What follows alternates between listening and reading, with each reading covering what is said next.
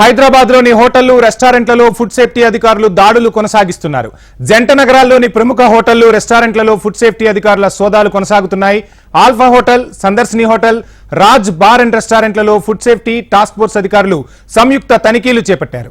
సోదాల్లో భాగంగా ఫ్రిడ్జిలో నిల్వ ఉంచిన మాంసం సహా ముడి పదార్థాలను గుర్తించారు. ఇక తమ సొంత బ్రాండింగ్ తో ఆల్ఫా హోటల్లో ఐస్ క్రీమ్, బ్రెడ్ ప్యాకెట్లపై ఎక్స్పైరీ డేట్ లేకుండా విక్రయిస్తున్నట్లు గుర్తించారు అధికారులు. నిబంధనలకు విరుద్ధంగా వ్యవహరిస్తున్న ఆల్ఫా హోటల్ పై కేసు నమోదు చేశారు. ఇక అటు రాజ్ బార్ అండ్ రెస్టారెంట్ లోనూ కిచెన్ అపరిశుభ్రంగా ఉన్నట్లు గుర్తించారు. మరోవైపు సింథటిక్ కలర్స్ ఉపయోగిస్తూ ఫుడ్ ప్రిపేర్ చేస్తున్నట్లు గుర్తించారు అధికారులు. FSSAI సర్టిఫికేట్ వ్యాలిడిటీ ముగిసినట్లు కూడా అధికారులు గుర్తించినట్లుగా సమాచారం.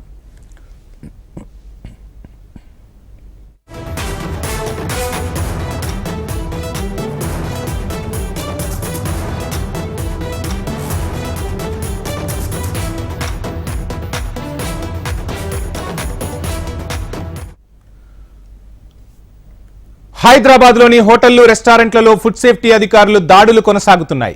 జంట నగరాల్లోని ప్రముఖ హోటళ్లు రెస్టారెంట్లలో ఫుడ్ సేఫ్టీ అధికారులు సోదాలు నిర్వహించారు. Alpha hotel, Sandarshini hotel, Raj bar and రెస్టారెంట్లలో ఫుడ్ సేఫ్టీ టాస్క్ ఫోర్స్ అధికారులు సంయుక్త తనిఖీలు నిర్వహిస్తున్నట్టు తెలుస్తోంది. ఇక తనిఖీలకు సంబంధించి ఓవరాల్ డీటెయిల్స్ మా ప్రతినిధి ఆర్కే అందిస్తారు. ఆర్కే, చూస్తున్నాం భాగ్యనగరంలో నిత్యం ఫుడ్ సేఫ్టీ అధికారుల తనిఖీలైతే ముమ్మరంగా కొనసాగుతున్నా హోటల్ నిర్వాహకుల్లో మాత్రం ఎటువంటి మార్పు రావట్లేదనేది స్పష్టమవుతుంది. ఎటువంటి చర్యలు తీసుకోబోతున్నారు ఫుడ్ సేఫ్టీ అధికారులు?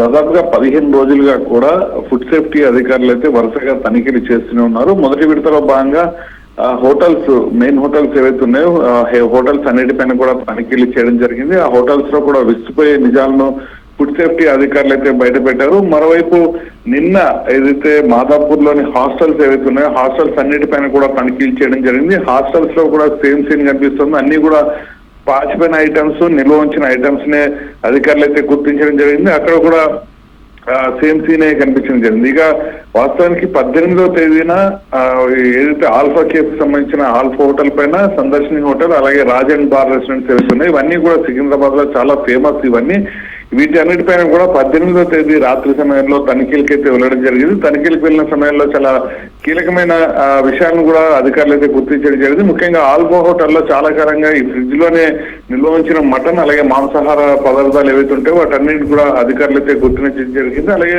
ఆల్ఫాకి సంబంధించిన బ్రాండ్ ఐస్ క్రీమ్, అలాగే బ్రెడ్ ప్యాకెట్లు అన్ని కూడా ఆల్ఫా వల్లే తయారు చేయడం జరుగుతుంది. వాటన్నిటిపైన కూడా ఎలాంటి డేట్ లేకుండానే కస్టమర్లకు అయితే విక్రయిస్తున్నట్లు అది ఫుడ్ ఇన్స్పెక్టర్లు అయితే గుర్తించడం జరిగింది. మరోవైపు నిబంధనలకు విరుద్ధంగా వ్యవహరిస్తున్న ఆల్ఫా హోటల్ పైన ఇప్పటికే కేసు అయితే నమోదు చేసినట్టయితే అధికారులు అయితే చెప్తున్నారు. మరోవైపు రాజ్ బార్ అండ్ రెస్టారెంట్ ఏదైతుందో మొత్తం కిచెన్ అంతా కూడా అపరిశుభ్రంగా ఉన్నట్లయితే గుర్తించడం జరిగింది. అక్కడ కూడా సింథటిక్ ఫుడ్ కలర్స్ ఏవైతే ఉన్నాయో వాటన్నింటినీ పెద్ద సంఖ్యలో కూడా వినియోగిస్తున్నట్లయితే అధికారులు గుర్తించడం జరిగింది. FSSAI సర్టిఫికేట్ ఏదైతే ఉంటుందో ఆ సర్టిఫికేట్ లేకుండానే వ్యాలిడిటీ ముగిసినట్లు గుర్తించిన ఐటమ్స్ ఏవైతే ఉన్నాయో వాటన్నిటి కూడా అధికారులు అయితే సీజ్ చేయడం జరిగింది. వీటన్నిటిపైన కూడా కేసులు అయితే నమోదు చేయడం జరిగింది. ఇప్పటి వరకు కూడా దాదాపుగా ఈ నెల రోజుల వ్యవధిలో అన్ని తనిఖీలు నిర్వహించిన అధికారులు దాదాపుగా 100కు పైగా హోటల్స్ కావచ్చు, లేకపోతే నిన్న జరిపిన హాస్టల్స్ కావచ్చు, మొన్న జరిపిన ఈ ఆల్ఫా హోటల్స్ ఏవైతే ఉన్నాయో వీటన్నిటిపైన కూడా దాదాపుగా 100కు పైగా కేసులు అయితే నమోదు చేసినట్టు తెలుస్తుంది. మరోవైపు మరొక వారం రోజుల్లో చాలా కీలకమైన తనిఖీలు కూడా జరగబోతున్నట్టయితే అక్కడి నుంచి సమాచారం అయితే అందుతుంది. వంశీ,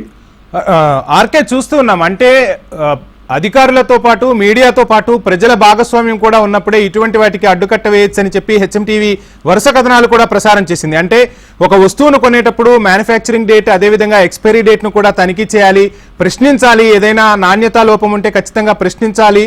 కానీ వినియోగదారుల్లో ప్రశ్నించే తత్వం అనేది కొంతవరకు కొరవడుతున్నట్లుగా కూడా కనపడుతూ ఉంది. సో దీన్ని ఎలా అర్థం చేసుకోవాలంటారు? అసలు వినియోగదారుల్లో ఎలాంటి మార్పు రావాలంటారు? వంశీ, ఖచ్చితంగా అవగాహన అనేది ప్రజల్లో కల్పించాల్సిన అవసరం ఉంది. అందులో HMTV ముందు స్థానంలో ఉంటుంది. ఎందుకంటే దీనికి సంబంధించిన అంశాల్లో ఏ విధంగా కల్తీని గుర్తించాల్సిన అవసరం ఉంది, అలాగే కల్తీ ఐటమ్స్ కావచ్చు, లేకపోతే ఎక్స్పైరీ డేట్ ఐటమ్స్ ఏ విధంగా గుర్తించాలి, ఈ అంశాలన్నింటిపైన కూడా HMTV మనం ఎప్పటికప్పుడు కథనాలు అయితే ప్రసారం చేస్తున్నాము. దీనికి సంబంధించి కూడా ప్రజల్లో పూర్తి స్థాయి అవగాహన రావాలి అనేది ఇటు ఫుడ్ సేఫ్టీ అధికారులు కూడా చెప్తున్నారు. ఎక్కడికైనా వెళ్ళిన ప్రాంతంలో ఖచ్చితంగా కిచెన్ ని తనిఖీ చేసే అధికారం ప్రతి కస్టమర్ కి ఉంటుంది. కాకపోతే ఏ కస్టమర్ కూడా ఆ విధంగా చేయడు. పైకి మాత్రం హోటల్ అద్భుతంగా ఉంటుంది, కానీ లోపల కిచెన్ అత్యంత వరస్ట్ గా ఉంటుంది. దీన్ని ఏ ఒక్క కస్టమర్ ప్రశ్నించదు. అందుకని ఇలాంటివి జరుగుతున్నాయంటూ కూడా చెప్తున్నారు. ఎంత పెద్ద హోటల్ అయినా సరే ఇలాంటివి జరుగుతున్నాయంటూ చెప్తున్నారు.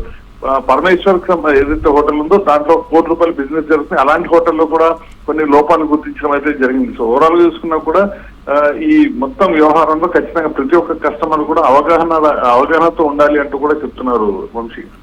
Thank you RK.